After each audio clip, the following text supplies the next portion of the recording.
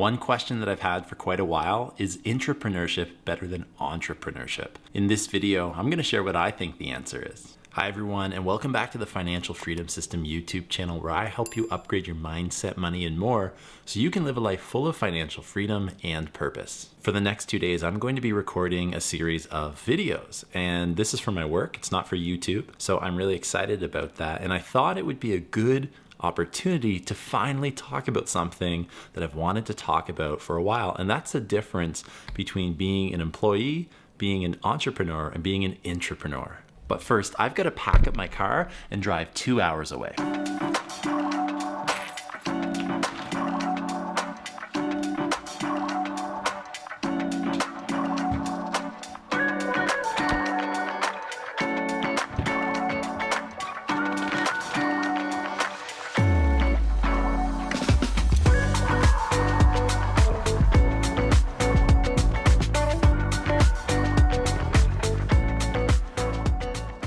I think the best place to start is by talking about what most people do for a career path at least, and that's being an employee. We all know that it means you're working for someone else, but I want you to think about what it really means. It means you're exchanging your time for money.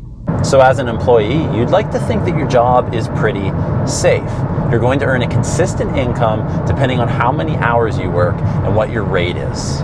The drive is over and I just arrived at our filming location today, and I have to say I'm pretty excited because they hired a professional film crew for the kind of 2 days that we'll be filming, and I know I'm going to learn a lot and there's going to be a lot of skills that can transfer from what we're doing over the next few days into making my YouTube videos better. So I'm really excited about that, and I think it's time to get inside now so I can start practicing my lines. This was the first time I've worked with a professional film crew, and I'm really grateful for the opportunity. I caught up with everyone and then got down to business reading over the script because you can never be too prepared. Thankfully, most of my lines were done on a teleprompter, so that was really easy, but I did have to act for a scene, and I'll be interested to see what that looks like. This was the setup, and it was pretty cool to learn from the professionals. There were 3 cameras on us, and the shots looked incredible. So before I head to my hotel, I want to talk about what entrepreneurship is. According to Investopedia, entrepreneurship is when an individual who has an idea acts on that idea, usually to disrupt the current market with a new product or a service. And most people know that this is the opposite of being an employee. So instead of working for someone else, you're working for someone else, like being an artist, starting your own business, running Airbnbs. There are many different ways to become an entrepreneur, but the biggest thing that I think people need to realize is that there is a lot of risk associated with it. And sometimes that risk pays off, and sometimes it doesn't. I think that most of the time, a lot of people think that being an entrepreneur is the life that they want to live. It's extremely glamorized in culture, but the reality is it's extremely hard and super challenging. So day 1 of filming is done. It's time to head over, check in the hotel, and get a little bit of rest.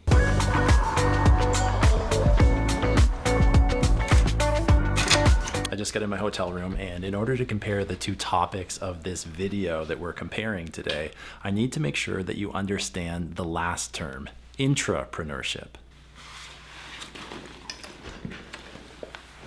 Back to the definitions. Intrapreneurship allows an employee to act like an entrepreneur within a company or an organization. They are self-motivated, action-oriented, and productive people who are motivated to pursue an action or a service. And that's exactly why I am here making these videos. I am part of a team of some incredible people who are doing some really cool things in the education space. Think about the things that people complain about that school never taught them. That's what we're talking about. From thousands of years ago and preserved. So day 1 is done. It was a full day of recording.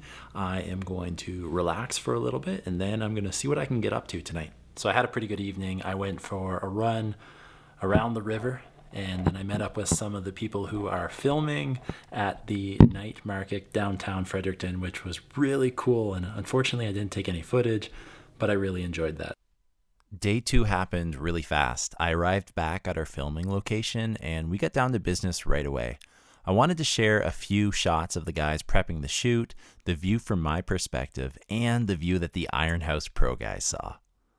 And just like that, day 2 of filming is done. So we have to talk about the answer to the question, which is better, being an intrapreneur or an entrepreneur? I think it comes down to how much risk you're willing to take on. So that means if you're an employee, well, you don't really have any risk or very little risk at least. An entrepreneur has the most risk, and an intrapreneur is kind of the best of both worlds. And that's because you're given the benefits of being an employee and also the freedom of being an entrepreneur. One of my core values is freedom, and that's in life, but also within my job and what I do for my career.